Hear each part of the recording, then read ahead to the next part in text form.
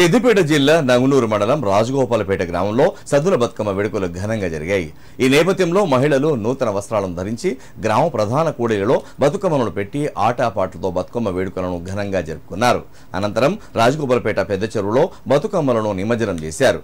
అయితే తెలంగాణ వ్యాప్తంగా సద్దుల బతుకమ్మ ఉత్సవాలు 9 రోజులకు నిర్వహిస్తుండగా సిద్దిపేట జిల్లా నంగునూరు మండలం రాజగోపాలపేట గ్రామంలో మాత్రం 7 రోజులే చేపట్టడం విశేషం.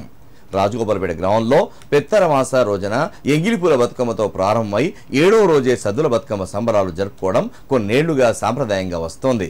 అయితే నంగునూరు మండలం రాజగోపాలపేట గ్రామాన్ని దేశముఖ్యులు పాలించిన కాలంలో రాజుకు 7గురు కుమార్తెలు ఉండేవారు. వాళ్లకు వివాహమైన తర్వాత వారి అత్తగారింట్లో ఇబ్బంది కలగవద్దని పుట్టినిల్లు మెట్టినిల్లులో సద్దుల బతుకమ్మ పండుగను ఆటపాటలతో జరుపుకోవాలన్న ఉద్దేశంతో అప్పటి నుంచి ఈ గ్రామంలో 7వ రోజులకే సద్దుల బతుకమ్మ సంబరాలను జరుపుకోవడం ఆనవాయితీగా వస్తుందని రాజగోపాలపేట గ్రామ పెద్దలు చెప్తున్నారు.